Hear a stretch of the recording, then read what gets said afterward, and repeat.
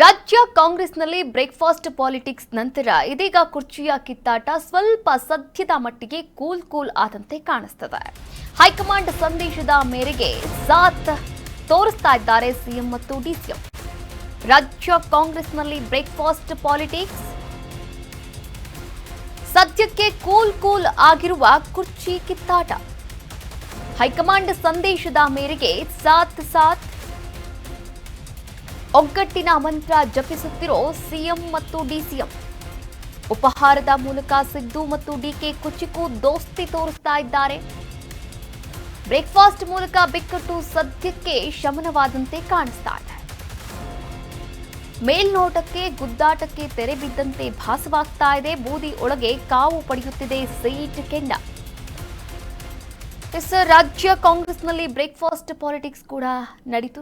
ನೀವು ಕೂಡ ಗಮನಿಸಿದ್ರಿ. ಅಂದರೆ ಈಗ ಒಂದು ವಾರದಿಂದ ಏನು ಬೆಳವಣಿಗೆಗಳಾಗ್ತಾ ಇದೆ ಅಂತ ನೋಡಿ. ಸಿಎಂ ಮತ್ತು ಡಿಸಿಎಂ ಇದೇ ಸಿಎಂ ಕುರ್ಚಿಗಾಗಿ ಫೈಟ್ ಮಾಡ್ತಾ ಇರುವಂಥದ್ದು. ಹೀಗಾಗಿ ಅವರ ಬೆಂಬಲಿಗರು ಕೂಡ ದೆಹಲಿಯ ಹೈಕಮಾಂಡ್ ವರಿಷ್ಠರನ್ನ ಭೇಟಿ ಮಾಡೋಕೆ ಹೋಗ್ತಾ ಇದ್ದಾರೆ. ಇವರು ಕೂಡ ಭೇಟಿ ಮಾಡ್ತಾ ಇದ್ದಾರೆ.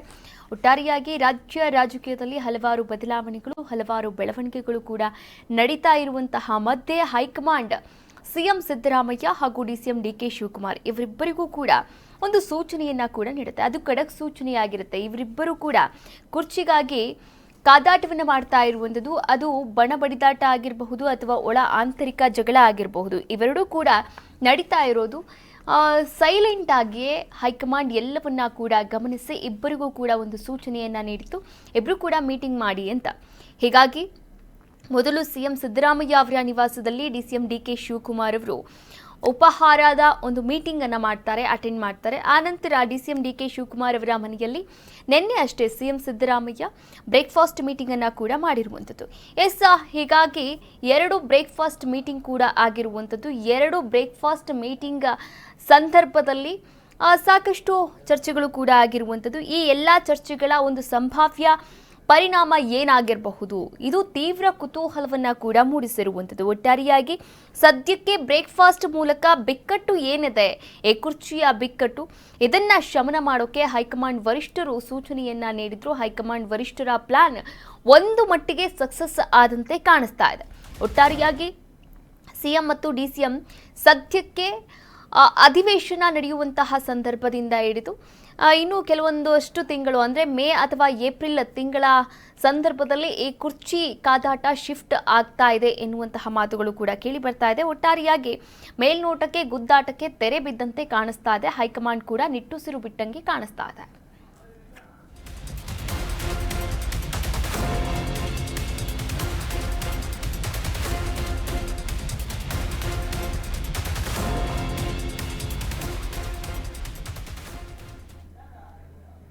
ಹಾಗಾದ್ರೆ ಡಿಸಿಎಂ ಡಿಕೆ ಶಿವಕುಮಾರ್ ಅವರ ಸೈಲೆನ್ಸ್ ಹಿಂದಿದೆಯಾ, ಪಟ್ಟ ಪಡೆಯುವಂತಹ ಪಟ್ಟು ಎನ್ನುವಂತಹ ಪ್ರಶ್ನೆ ರಾಜ್ಯ ರಾಜಕೀಯ ವಲಯದಲ್ಲಿ ಕೇಳಿಬರ್ತದೆ. ಡಿಕೆಶಿ ಸೈಲೆಂಟ್ ಹಿಂದಿದೆಯಾ, ಪಟ್ಟ ಪಡೆವ ಪಟ್ಟು? ನಾವು ಬ್ರದರ್ಸ್ ಎಂದು ಹೇಳಿದ್ದರ ಹಿಂದೆ ದಾಳವನ್ನ ಹೂಡಿದ್ದಾರ? 3-4 ತಿಂಗಳಲ್ಲಿ ಡಿಕೆಗೆ ಒಲಿಯುತ್ತಾ ಕುರ್ಚಿ? ಅಂಟಮಾಸ್ ಅಂತ ಡಿಕೆಶಿ ಸಾಫ್ಟ್ ಕಾರ್ನರ್ ತೋರಿಸ್ತಾ ಇರೋದಾದ್ರೂ ಯಾಕೆ?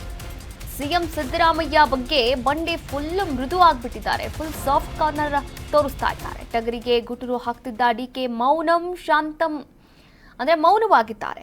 ಮೌನವಾಗಿ ಕುರ್ಚಿ ಕಾದಾಟವನ್ನ ಮುಂದುವರಿಸಿದ್ದಾರೆ ಎನ್ನಲಾಗ್ತಾ ಇದೆ. ನೋಡಿ, ಎರಡೂ ಸಭೆಗಳ ಒಂದು ಸಂಭಾವ್ಯ ಪರಿಣಾಮ ಏನಾಗಿರ್ಬೋದು ಅಂದ್ರೆ ಎರಡೂ ಕಡೆ ಅಂದರೆ ಸಿಎಂ ಸಿದ್ದರಾಮಯ್ಯ ಅವರ ಒಂದು ಬಣ ಆಗಿರ್ಬೋದು, ಡಿಸಿಎಂ ಡಿಕೆ ಶಿವಕುಮಾರ್ ಅವರ ಬಣ ಆಗಿರ್ಬೋದು, ಸದ್ಯಕ್ಕೆ ಎರಡೂ ಕಡೆ ತಾತ್ಕಾಲಿಕ ಸಮಾಧಾನದ ವಾತಾವರಣ ಇರುವಂಥದ್ದು. ಯಾಕೆಂದ್ರೆ ನೋಡಿ, ಇಬ್ರು ಕೂಡ ನಿನ್ನೆ ಅಷ್ಟೇ ಸುದ್ದಿಗೋಷ್ಠಿ ಅಂದರೆ ಮಾಧ್ಯಮದ ಮಿತ್ರರ ಜೊತೆ ಮಾತನಾಡಿದ್ರು. ನಾವಿಬ್ರು ಕೂಡ ಏನು ನಮ್ಮಲ್ಲಿ ಆಂತರಿಕ ಮನಸ್ತಾಪಗಳಿಲ್ಲ, ಒಳಜಗಳಗಳಿಲ್ಲ ಎನ್ನುವಂತಹ ರೀತಿಯಲ್ಲಿ ಅವರಿಗೆ ಇಬ್ಬರಿಗೂ ಕೂಡ ಸಾಥ್ ನೀಡುವಂತಹ ರೀತಿಯಲ್ಲಿ ಒಬ್ಬರಿಗೊಬ್ಬರು ಬೆಂಬಲವನ್ನು ವ್ಯಕ್ತಪಡಿಸಿದ್ರು. ಈಗಾಗಲೇ ಸಮಾಧಾನದ ವಾತಾವರಣ ನಿರ್ಮಾಣವಾಗಿದೆ. ಒಂದು ಕಡೆ ರಾಜ್ಯ ರಾಜಕೀಯದಲ್ಲಿ ಕಾವು ಕೂಡ ಸ್ವಲ್ಪ ಕಡಿಮೆಯಾದಂತೆ ಕಾಣಿಸ್ತಾ ಇದೆ ಈ ಎರಡೂ ಬ್ರೇಕ್ಫಾಸ್ಟ್ ಮೀಟಿಂಗ್ ಮಧ್ಯದಲ್ಲಿ.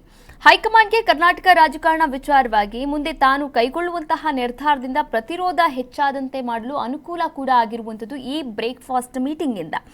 ಅದರ ಜೊತೆಗೆ ನೋಡಿ, ಇಬ್ಬರ ಪೈಕಿ ಒಬ್ಬರ ಮನವೊಲಿಕೆ ಅನಿವಾರ್ಯವಾಗಿತ್ತು. ಯಾರನ್ನ ಯಾರು ಮನವೊಲಿಸ್ತಾರೆ ಎನ್ನುವಂತಹ ಪ್ರಶ್ನೆ ತೀವ್ರ ಕುತೂಹಲವನ್ನ ಕೂಡ ಮೂಡಿಸಿತ್ತು. ಇಲ್ಲಿ ಈ ಕಾರ್ಯಕ್ಕೆ ವಾತಾವರಣ ತಿಳಿಯಾಗಿದೆ ಅಂತಾನೆ ಹೇಳ್ಬೋದು. ಪದೇ ಪದೇ ಹೈಕಮಾಂಡ್ ಹೇಳುವಂತಹ ಸಂದರ್ಭವನ್ನ ಸಿಎಂ ಮತ್ತು ಡಿಸಿಎಂ ಪದೇ ಪದೇ ಕ್ರಿಯೇಟ್ ಆಗ್ತಾ ಇತ್ತು. ಇದೀಗ ಹೈಕಮಾಂಡ್ ಸೂಚನೆಯ ಮೇರೆಗೆ ಇಬ್ಬರು ಕೂಡ ಬ್ರೇಕ್ಫಾಸ್ಟ್ ಮೀಟಿಂಗ್ ಅನ್ನ ಅಟೆಂಡ್ ಮಾಡಿದ್ದಾರೆ. ಬ್ರೇಕ್ಫಾಸ್ಟ್ ಮೀಟಿಂಗ್ ಆದ ನಂತರ ನಾವಿಬ್ಬರು ಕೂಡ ಒಟ್ಟಾಗಿದ್ದೇವೆ, ನಮ್ಮಲ್ಲಿ ಯಾವುದೇ ಆಂತರಿಕ ಜಗಳಗಳಿಲ್ಲ, ಮನಸ್ತಾಪಗಳಿಲ್ಲ ಅಂತ ರಾಜ್ಯದ ಜನತೆಯ ಮುಂದೆ ಕೂಡ ತೋರಿಸಿರುವಂಥದ್ದು. ಆದರೆ ಡಿಸಿಎಂ ಡಿಕೆ ಶಿವಕುಮಾರ್ ಮಾತ್ರ ಸೈಲೆಂಟ್ ಆಗಿ ತಮ್ಮ ಕುರ್ಚಿಯ ಆಟವನ್ನ, ಕುರ್ಚಿಯ ದಾಳವನ್ನ ಮುಂದುವರೆಸಿದ್ದಾರೆ ಎನ್ನಲಾಗ್ತಾ ಇದೆ.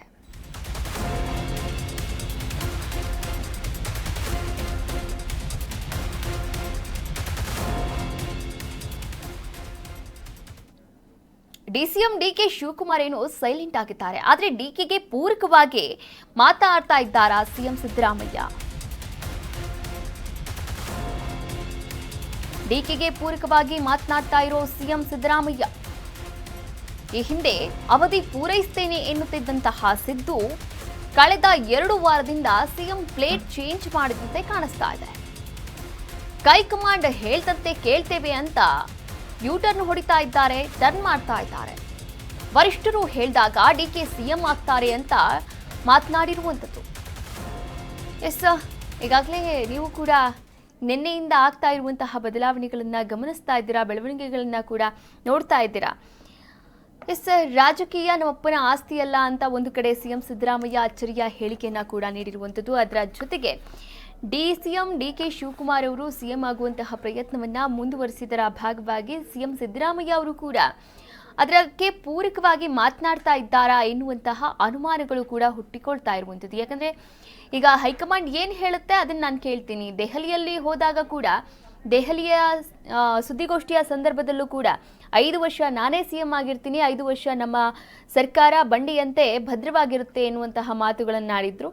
ಆದರೆ ಇದೀಗ ಹೈಕಮಾಂಡ್ ಏನು ಹೇಳುತ್ತೆ ಅದನ್ನ ನಾನು ಕೇಳ್ತೀನಿ ಎನ್ನುವಂತಹ ಮಾತುಗಳನ್ನು ಆಡ್ತಾ ಇದ್ದಾರೆ. ಹಾಗಾದ್ರೆ ವರಿಷ್ಠರು ಏನಾದರೂ ಇನ್ನೊಂದು 2-3 ತಿಂಗಳು ಅಂತ ಡೆಡ್ಲೈನ್ ಅನ್ನ ಕೂಡ ಕೊಟ್ಟಿರಬಹುದಾ, ಅಥವಾ ಈ ಅಧಿವೇಶನ ಮುಗಿದಾದ ಮೇಲೆ ಏನಾದರೂ ನಿರ್ಧಾರವನ್ನ ತೆಗೆದುಕೊಳ್ಳಬಹುದಾ? ಹಾಗಾದ್ರೆ ನಿಜಕ್ಕೂ ಕೂಡ ಪವರ್ ಶೇರಿಂಗ್ ಫೈಟ್ ಮಾತುಕತೆ ಆಗಿರೋದು ನಿಜಾನ ಎನ್ನುವಂತಹ ಹಲವಾರು ಪ್ರಶ್ನೆಗಳಿಗೆ ಇಲ್ಲಿ ವರಿಷ್ಠರು ಹೇಳ್ದಂಗೆ ನಾನು ಕೇಳ್ತೀನಿ, ಡಿಕೆ ಸಿಎಂ ಆಗ್ತಾರೆ ವರಿಷ್ಠರು ಹೇಳಿದಾಗ ಅಂತ ಸಿಎಂ ಸಿದ್ದರಾಮಯ್ಯ ಹೇಳಿರುವಂತಹ ಆ 2 ಮಾತುಗಳು ನಿಜಕ್ಕೂ ಕೂಡ ಹೈಕಮಾಂಡ್ನಲ್ಲಿ ಏನೋ ಒಂದು ಭಾರಿ ಬದಲಾವಣೆ ಆಗಲಿದೆ ರಾಜ್ಯ ರಾಜಕೀಯದಲ್ಲಿ ಎನ್ನುವಂತಹ ಸುಳಿವನ್ನ ಕೂಡ ಸಿಎಂ ಸಿದ್ದರಾಮಯ್ಯ ಕೊಟ್ಟಿದ್ದಾರೆ ಎನ್ನಲಾಗ್ತಾ ಇದೆ.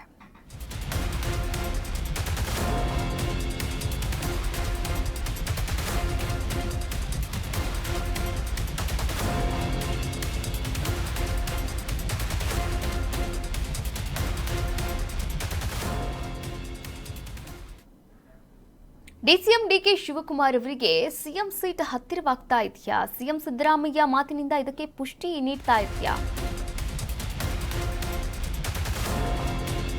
ಡಿಸಿಎಂ ಡಿಕೆಶಿಗೆ ಹತ್ತಿರವಾಗ್ತಾ ಇದೆಯಾ ಸಿಎಂ ಸೀಟ್? ಸಿಎಂ ಸಿದ್ದರಾಮಯ್ಯ ಮಾತಿನಿಂದ ಇದಕ್ಕೆ ಪುಷ್ಟಿ ಸಿಗ್ತಾ ಇದೆಯಾ? ಹಾಗಾದ್ರೆ ಪಟ್ಟ ಬಿಡಲು ರೆಡಿ ಆದ್ರ ಸಿಎಂ ಸಿದ್ದರಾಮಯ್ಯ?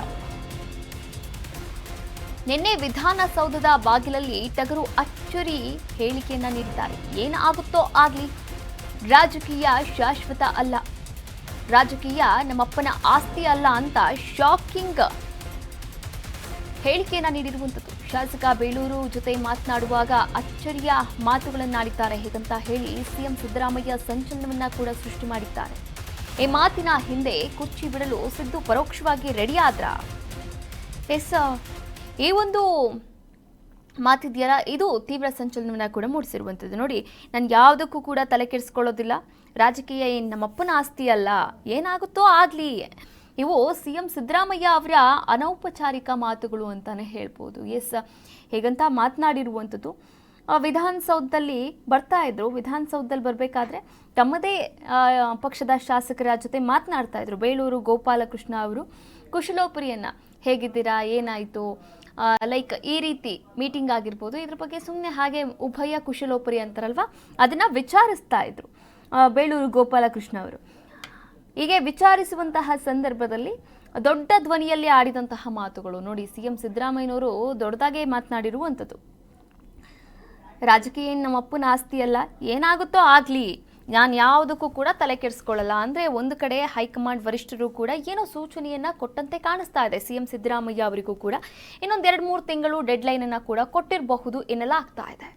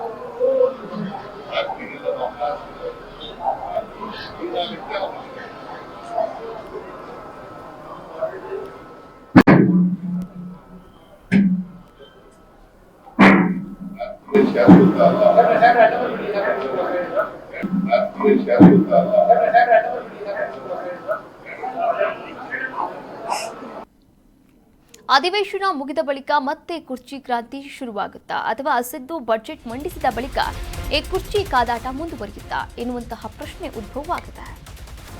ಅಧಿವೇಶನ ಮುಗಿದ ಬಳಿಕ ಮತ್ತೆ ಕುರ್ಚಿ ಕ್ರಾಂತಿ ಶುರುವಾಗುತ್ತಾ ಅಥವಾ ಸಿದ್ದು ಬಜೆಟ್ ಮಂಡನೆ ಮಾಡಿದ ಬಳಿಕ ಕಾದಾಟ ಶುರುವಾಗುತ್ತಾ? ಸದ್ಯಕ್ಕೆ ವಿಪಕ್ಷಗಳಿಗೆ ಆಹಾರವಾಗದಂತೆ ಜಾಣ ನಡೆಯನ್ನ ಇಡ್ತಾ ಇದ್ದಾರೆ. ಒಗ್ಗಟ್ಟು ಮಂತ್ರವನ್ನ ಜಪಿಸಿ ವಿಪಕ್ಷವನ್ನ ಎದುರಿಸಲು ಕೈಪಡಿ ಸಜ್ಜಾದಂತೆ ಕಾಣಿಸುತ್ತಿದೆ. 3-4 ತಿಂಗಳ ಮಟ್ಟಿಗೆ ಕುರ್ಚಿ ಕದನಕ್ಕೆ ಬ್ರೇಕ್ ಕೂಡ ಹಾಕಲಾಗಿದೆ ಎನ್ನಲಾಗ್ತಾ ಇದೆ.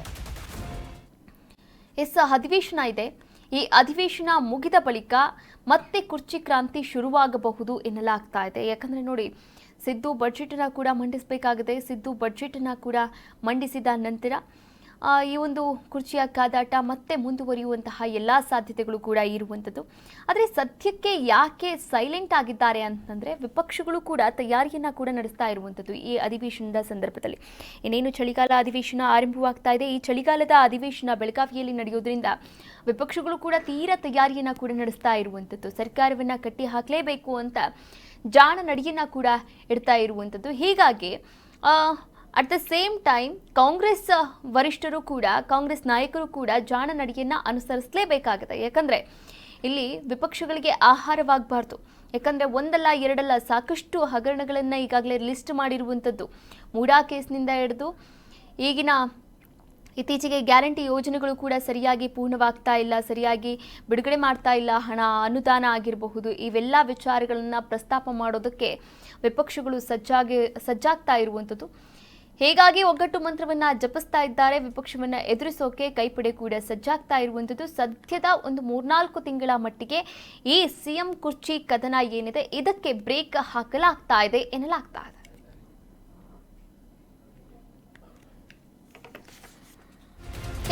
ಈ ವಿಚಾರಕ್ಕೆ ಸಂಬಂಧಪಟ್ಟಂತೆ ಮತ್ತಷ್ಟು ಅಪ್ಡೇಟ್ಸ್ ಅನ್ನ ನೀಡ್ತಾ ಹೋಗ್ತಾರೆ ನಮ್ಮ ಪ್ರತಿನಿಧಿ ಅಭಿಷೇಕ್. ಡೆಸ್ಕ್ ಲೈವ್ ಇಂದ ಜಾಯಿನ್ ಆಗ್ತಾ ಇದ್ದಾರೆ.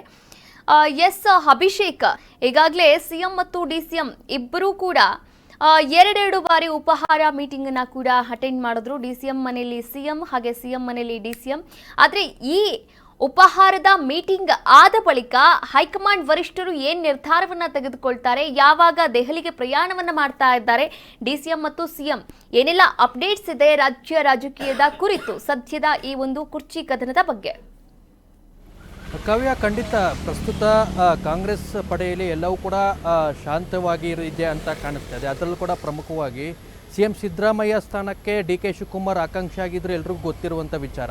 ಆದರೆ ಪ್ರಸ್ತುತ ಸನ್ನಿವೇಶದಲ್ಲಿ ಅದರಲ್ಲೂ ಕೂಡ ಡಿ.ಕೆ. ಶಿವಕುಮಾರ್ ಅವರು ಸಿಎಂ ಆಗುವಂಥ ಒಂದಷ್ಟು ಆಸೆಗಳನ್ನು ಸದ್ಯದ ಮಟ್ಟಿಗೆ ತಾತ್ಕಾಲಿಕವಾಗಿ ಮುಂದೂಡಿದಾರ ಅನ್ನೊಂದು ಪ್ರಶ್ನೆ ಕೂಡ ಚರ್ಚೆ ಆಗ್ತಿದೆ.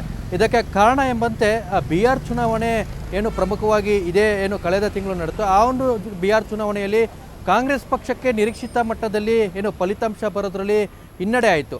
ಹಾಗಾಗಿ ಹೈಕಮಾಂಡ್ ನಾಯಕರು ಕರ್ನಾಟಕದಲ್ಲಿ ಎಲ್ಲೊಂದು ಕಡೆ ಬದಲಾವಣೆ ಮಾಡುವಂಥ ಒಂದು ಸೂಚನೆ ಕೊಟ್ಟಿರ್ತಕ್ಕಂಥ ಹೈಕಮಾಂಡ್ ನಾಯಕರು ಎಲ್ಲೊಂದು ಕಡೆ ನ್ಯೂಟ್ರಲ್ ಆದರು. ಹಾಗಾಗಿ ಕರ್ನಾಟಕದಲ್ಲಿ ಅದರಲ್ಲೂ ಕೂಡ ಪ್ರಮುಖವಾಗಿ CM ಸ್ಥಾನವನ್ನು ಬದಲಾವಣೆ ಮಾಡುವಂಥ ಏನು ಊಹಾಪೋಹಗಳು ಕರ್ನಾಟಕ ರಾಜ್ಯ ಕಾಂಗ್ರೆಸ್ಸಲ್ಲಿ ಹರಿದಾಡ್ತಿತ್ತು. ಅದಕ್ಕೆ ತಾತ್ಕಾಲಿಕವಾಗಿ ಬ್ರೇಕ್ ಹಾಕುವಂತೆ ಹೈಕಮಾಂಡ್ ನಾಯಕರು ಕೂಡ ಒಲವನ್ನು ತೋರ್ತಿದ್ರು. ಅದಕ್ಕಾಗಿಯೇ CM ಸಿದ್ದರಾಮಯ್ಯ ಮತ್ತು DK ಶಿವಕುಮಾರ್ ಅವರಿಗೆ ಸ್ಪಷ್ಟವಾದಂಥ ಒಂದು ಸಂದೇಶವನ್ನು ಕೊಟ್ಟರು. ಅದೇನೆಂದರೆ ಯಾವುದೇ ರೀತಿಯ ಸದ್ಯತೆ ಮಟ್ಟಿಗೆ ಯಾವುದೇ ರೀತಿಯ ಬದಲಾವಣೆ ಇಲ್ಲ, ಎಲ್ಲವೂ ಕೂಡ ಶಾಂತಿಯ ರೀತಿಯಲ್ಲಿ ಇರಬೇಕೆಂದು ಒಂದಷ್ಟು ಸೂಚನೆ ಕೊಟ್ಟರು. ಹಾಗಾಗಿ ಸಿದ್ದರಾಮಯ್ಯ ನಿವಾಸದಲ್ಲಿ ಅಲ್ಲಿ ಏರ್ಪಡಿಸಿರ್ತಕ್ಕಂಥ ಬ್ರೇಕ್ಫಾಸ್ಟ್ ಮೀಟಿಂಗ್ಗೆ DK ಶಿವಕುಮಾರ್ ಹೋಗ್ತಾರೆ, DK ಶಿವಕುಮಾರ್ ಏರ್ಪಡಿಸಿರ್ತಕ್ಕಂಥ ಬ್ರೇಕ್ಫಾಸ್ಟ್ ಮೀಟಿಂಗ್ಗೆ CM ಸಿದ್ದರಾಮಯ್ಯ ಹೋಗ್ತಾರೆ. ಎಲ್ಲರೂ ಕೂಡ ವಿಶ್ವಾಸಕ್ಕೆ ತೆಗೆದುಕೊಳ್ಳುವಂಥ ಒಂದು ಪ್ರಯತ್ನ ಮಾಡ್ತಾರೆ. ಜೊತೆಗೆ ಏನು ಡಿಸೆಂಬರ್ 8ನೇ ತಾರೀಕಿಂದ ಚಳಿಗಾಲದ ಅಧಿವೇಶನ ಇದೆ. ಅಧಿವೇಶನದಲ್ಲಿ ಸರ್ಕಾರಕ್ಕೆ ಯಾವುದೇ ರೀತಿಯ ಒಂದು ಮುಜುಗರ ಆಗಬಾರ್ದು. ಆ ನಿಟ್ಟಿನಲ್ಲಿ ಒಂದಷ್ಟು ಪಕ್ಷಕ್ಕೆ ಎಲ್ಲರನ್ನೂ ಕೂಡ ಅಂದರೆ ಶಾಸಕರಾಗಿರ್ಬೋದು, ಸಚಿವರಾಗಿರ್ಬೋದು, ಅದರಲ್ಲೂ ಕೂಡ ವಲಸಿಗ ಕಾಂಗ್ರೆಸ್ಸಿಗರನ್ನ ವಿಶ್ವಾಸಕ್ಕೆ ತೆಗೆದುಕೊಳ್ಳುವಂಥ ಒಂದು ಪ್ರಯತ್ನವನ್ನು ಮಾಡಿ ಅಂತ CM ಸಿದ್ದರಾಮಯ್ಯಗೆ ಮತ್ತು DK ಶಿವಕುಮಾರ್ಗೆ ಸೂಚನೆ ಕೊಟ್ಟಿದ್ದಾರೆ. ಆ ಒಂದು ಸೂಚನೆ ಮೇರೆಗೆ ಕೊಟ್ಟಿರ್ತಕ್ಕಂಥ ಟಾಸ್ಕನ್ನು CM ಸಿದ್ದರಾಮಯ್ಯವರು ಮತ್ತು DK ಶಿವಕುಮಾರ್ ಅವರು ಸದ್ಯದ ಮಟ್ಟಿಗೆ ಒಗ್ಗಟ್ಟಿನ ಒಂದು ಮಂತ್ರವನ್ನು ಪಠಿಸಿದ್ದಾರೆ. ಅದರಲ್ಲೂ ಕೂಡ ಕಳೆದ ದಿನ ಏನು DK ಶಿವಕುಮಾರ್ ನಿವಾಸಕ್ಕೆ CM ಸಿದ್ದರಾಮಯ್ಯವರು ಉಪಹಾರ ಕೂಟಕ್ಕೆ ಹೋಗಿರುವಂಥದ್ದು, ಅಲ್ಲಿ ಪ್ರಮುಖವಾಗಿ ಅಧಿಕಾರ ಹಂಚಿಕೆ ಮತ್ತು ನಾಯಕತ್ವ ಗೊಂದಲ ಏನಿದೆ ಅದನ್ನು ಇತ್ಯರ್ಥಪಡಿಸುವಂಥ ನಿಟ್ಟಿನಲ್ಲಿ ಇಬ್ಬರು ಕೂಡ ಒಗ್ಗಟ್ಟಿನ ಒಂದು ಮಂತ್ರವನ್ನು ಪಠಿಸಿದ್ದಾರೆ. ಜೊತೆಗೆ ನಿನ್ನೆ ಒಂದು ಅತ್ಯಂತ ಒಂದು ಬೆಳವಣಿಗೆ ಕೂಡ ಆಗುತ್ತೆ. ಸಿದ್ದರಾಮಯ್ಯವರು ಕೂಡ ಎಲ್ಲಿಯೂ ಕೂಡ ಮಾತನಾಡುವಂಥ ಒಂದು ಮಾತನ್ನು ಸಿದ್ದರಾಮಯ್ಯವರು ಹೇಳಿಕೆಯನ್ನು ಕೊಡ್ತಾರೆ. ರಾಜ್ಯದಲ್ಲಿ ಯಾರು ಕೂಡ ಬದಲಾವಣೆಯನ್ನು ನಿರೀಕ್ಷೆ ಮಟ್ಟದಲ್ಲಿ ಇರೋದಿಲ್ಲ, ರಾಜಕೀಯ ಯಾರಪ್ಪನ ಒಂದು ಸ್ವತ್ತು ಅಲ್ಲ, ಇಲ್ಲಿ ಏನು ಬೇಕಾದ್ರೂ ಬದಲಾವಣೆ ಆಗ್ಬೋದು ಅಂತ ಕೊಟ್ಟಿರ್ತಕ್ಕಂಥ ಹೇಳಿಕೆನಿದೆ.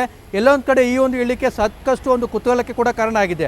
ಹೈಕಮಾಂಡ್ ನಾಯಕರು ಏನು ಪ್ರಮುಖವಾಗಿ ಅಧಿವೇಶನ ಆದ ಬಳಿಕ ಅದರಲ್ಲೂ ಕೂಡ ದೇವರಾಜ್ ಅರಸು ಏನು ರೆಕಾರ್ಡ್ ಮುರಿಯುವಂಥ ಲೆಕ್ಕಾಚಾರದಲ್ಲಿ ಇರ್ತಕ್ಕಂಥ CM ಸಿದ್ದರಾಮಯ್ಯ ಅವರಿಗೆ ಜನವರಿ ಅಥವಾ ಏನು ಫೆಬ್ರವರಿನಲ್ಲಿ ಬಜೆಟ್ ಮಂಡನೆ ಆದ ಬಳಿಕ ನೀವು ಸೀಟನ್ನು ಬಿಟ್ಕೊಡಿ ಎಂಬ ಒಂದು ಸಂದೇಶನೂ ಕೂಡ ಹೈಕಮಾಂಡ್ ನಾಯಕರು ಕೊಟ್ಟಿದ್ದಾರಾ ಅನ್ನೋ ಒಂದು ಪ್ರಶ್ನೆ ಕೂಡ ಮೂಡ್ತಾ ಇದೆ. ಹಾಗಾಗಿ ಅದೇ ಒಂದು ಕಾರಣದಿಂದ ನಿನ್ನೆ ಒಂದು ಅಸಹ್ಯತೆ ಒಂದು ಮಾತನ್ನು CM ಸಿದ್ದರಾಮಯ್ಯವರು ಆಡಿದ್ರ ಅನ್ನೋ ಒಂದು ಪ್ರಶ್ನೆ ಕೂಡ ಮೂಡ್ತಾ ಇದೆ. ಸದ್ಯಕ್ಕೆ ಎಲ್ಲವೂ ಕೂಡ ಶಾಂತ ರೀತಿಯಲ್ಲಿ ಆಗ್ತಿದೆ. ಜೊತೆಗೆ ಎಲ್ಲ ಶಾಸಕರನ್ನು ಕೂಡ ವಿಶ್ವಾಸಕ್ಕೆ ತೆಗೆದುಕೊಳ್ಳುವಂಥ ಒಂದು ಕಾರ್ಯತಂತ್ರ ಆಗ್ತಿದೆ.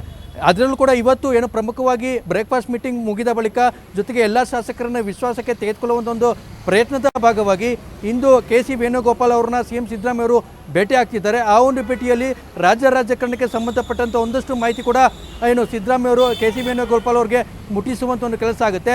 ಜೊತೆಗೆ ಹೈಕಮಾಂಡ್ ನಾಯಕರಿಗೆ ನಾವು ಇಬ್ಬರು ಕೂಡ ಇಲ್ಲಿ ಒಗ್ಗಟ್ಟಿಗಿದ್ದೇವೆ, ಜೊತೆಗೆ ಕಾಂಗ್ರೆಸ್ಸಲ್ಲಿ ಯಾವುದೇ ರೀತಿಯ ಗೊಂದಲ ಇಲ್ಲ ಮತ್ತು ಭಿನ್ನಾಭಿಪ್ರಾಯಗಳಿಲ್ಲ ಎಂಬ ಒಂದು ಸಂದೇಶವನ್ನು ಸಿದ್ದರಾಮಯ್ಯ ಅವರು ಹೈಕಮಾಂಡ್ ನಾಯಕರಿಗೆ ರವಾನಿಸುವ ಒಂದು ಸಾಧ್ಯತೆ ಕೂಡ ಇದೆ. ಕಾವ್ಯ. ಎಸ್ ಅಭಿಷೇಕ್, ನೋಡಿ ಇಲ್ಲಿ ಹೈಕಮಾಂಡ್ ಕೊಟ್ಟಂತಹ ಟಾಸ್ಕ್ ಏನೋ ಪೂರ್ಣ ಮಾಡಿದ್ದಾರೆ ಇಬ್ರು ಕೂಡ, CM ಮತ್ತು DCM. ಹಾಗೆ ನೀವು ಕೂಡ ಹೇಳ್ತಾ ಇದ್ರಿ CM ಅವರು ರಾಜಕೀಯ ಏನು ನಮ್ಮಪ್ಪನ ಆಸ್ತಿ ಅಲ್ಲ ಅಂತ ಒಂದು ಹೇಳಿಕೆನ ಕೂಡ ನೀಡಿರ್ತಾರೆ ಅಂತ. ಆದರೆ ಈ ಹೇಳಿಕೆ ಬಗ್ಗೆ ಅವ್ರೇನಾದರೂ ಸಮರ್ಥನೆ ಮಾಡ್ಕೊಂಡಿದ್ದಾರಾ? ಅಟ್ ದ ಸೇಮ್ ಟೈಮ್ ಅಲ್ಲಿ ಬೇಳೂರು ಗೋಪಾಲಕೃಷ್ಣ ಅವ್ರ ಹತ್ರ ಮಾತನಾಡಿರುವಂಥದ್ದು, ಬೇಳೂರು ಗೋಪಾಲಕೃಷ್ಣ ಅವರೇನಾದರೂ ರಿಯಾಕ್ಟ್ ಮಾಡಿದ್ರ ಈ ಬಗ್ಗೆ? ಕಾವ್ಯ, ಖಂಡಿತ ಏನು ಕಳೆದ ದಿನ ಏನು ಬ್ರೇಕ್ಫಾಸ್ಟ್ ಮೀಟಿಂಗ್ ಮುಗಿದ ಬಳಿಕ ಏನು CM ಸಿದ್ದರಾಮಯ್ಯವರು ವಿಧಾನಸೌಧಕ್ಕೆ ಆಗಮಿಸ್ತಾರೆ. ಅಲ್ಲಿ ಪ್ರಮುಖವಾಗಿ ಸಾಗರ ಕ್ಷೇತ್ರದ ಶಾಸಕರಾಗಿರ್ತಕ್ಕಂಥ ಬೇಳೂರು ಗೋಪಾಲಕೃಷ್ಣ ಕೂಡ ಉಪಸ್ಥಿತರಿರ್ತಾರೆ. ಆ ವೇಳೆಯಲ್ಲಿ ಕೆಲವೊಂದು ಕೇಳಿರ್ತಕ್ಕಂಥ ಪ್ರಶ್ನೆಗಳಿಗೆ CM ಸಿದ್ದರಾಮಯ್ಯವರು ಉತ್ತರ ಕೊಡ್ತಾರೆ. ಆ ಒಂದು ಸನ್ನಿವೇಶಕ್ಕೆ CM ಸಿದ್ದರಾಮಯ್ಯವರು ಏನು ರಾಜಕೀಯ ಯಾರಪ್ಪನ ಸ್ವತ್ತು ಅಲ್ಲ, ರಾಜಕೀಯ ಅಂದರೆ ಏನು ಬೇಕಾದರೂ ಬದಲಾವಣೆ ಆಗ್ಬೋದು ಅಂತ ಒಂದು ಮಾತನ್ನು ಕೊಡ್ತಾರೆ. ಅಂದರೆ ಯಾವ ಒಂದು ಮಾತಿನ ಹಿಂದೆ CM ಸಿದ್ದರಾಮಯ್ಯವರ ಒಂದು ಉದ್ದೇಶವೇನು, ಆ ಒಂದು ಮಾತಿನ ಮರ್ಮವೇನು ಎಂಬ ಒಂದು ಪ್ರಶ್ನೆಗೆ ಇದೀಗ ಸದ್ಯಕ್ಕೆ ಉತ್ತರ ಸಿಗೋದಿಲ್ಲ. ಅಂದರೆ ಪ್ರಮುಖವಾಗಿ ಹೈಕಮಾಂಡ್ ನಾಯಕರು ಏನು ಬಹಳ ಸ್ಪಷ್ಟವಾಗಿ ಸಂದೇಶವನ್ನು ಕೊಟ್ಟಿದ್ದಾರೆ. ಯಾಕಂದರೆ ಅಧಿಕಾರ ಹಂಚಿಕೆ ಏನು ಪರಿಪಾಲನೆ ಆಗಬೇಕಾಗಿರುವಂಥ ಹೊತ್ತಿನಲ್ಲೇ ಮತ್ತೆ ಸಂಧಾನ ಫಾರ್ಮುಲಾವನ್ನು ಅನುಸರಿಸಿರ್ತಕ್ಕಂಥ ಹೈಕಮಾಂಡ್ ನಾಯಕರು ಮುಂದಿನ ಒಂದು ಆಗುಹೋಗುಗಳ ಬಗ್ಗೆ CM ಸಿದ್ದರಾಮಯ್ಯ ಅವ್ರ ಜೊತೆ ಇದಾಗಲೇ ಚರ್ಚೆ ಮಾಡಿದ್ದಾರೆ ಅನ್ನೋ ಒಂದು ಪ್ರಶ್ನೆ ಕೂಡ ಮೂಡ್ತಾ ಇದೆ. ಯಾಕಂತಂದರೆ ಜನವರಿ ಅಥವಾ ಫೆಬ್ರವರಿಯಲ್ಲಿ ಮತ್ತೆ ದೊಡ್ಡ ಮಟ್ಟದ ಕ್ರಾಂತಿ ಕಾಂಗ್ರೆಸ್ ಪಡೆಯಲ್ಲಿ ಆಗುತ್ತೆ ಎಂಬ ಒಂದು ಊಹಾಪೋಹಗಳು ಇದಾಗಲೇ ಹರಿದಾಡ್ತಿದೆ. ಅಂಥ ಒಂದು ಸಂದರ್ಭದಲ್ಲಿ CM ಸಿದ್ದರಾಮಯ್ಯ ಈ ಒಂದು ಮಾತನ್ನು ಹೇಳಿರ್ತಕ್ಕಂಥದ್ದು ಎಲ್ಲೋ ಒಂದು ಕಡೆ ಹೆಚ್ಚಿನ ಒಂದು ಕುತೂಹಲಕ್ಕೆ ಕಾರಣ ಮಾಡಿಕೊಟ್ಟಿದೆ. Kavya. Yes, thank you Abhishek. ತಮ್ಮೆಲ್ಲ ಡೀಟೇಲ್ಸ್ಗಾಗಿ ಧನ್ಯವಾದಗಳು.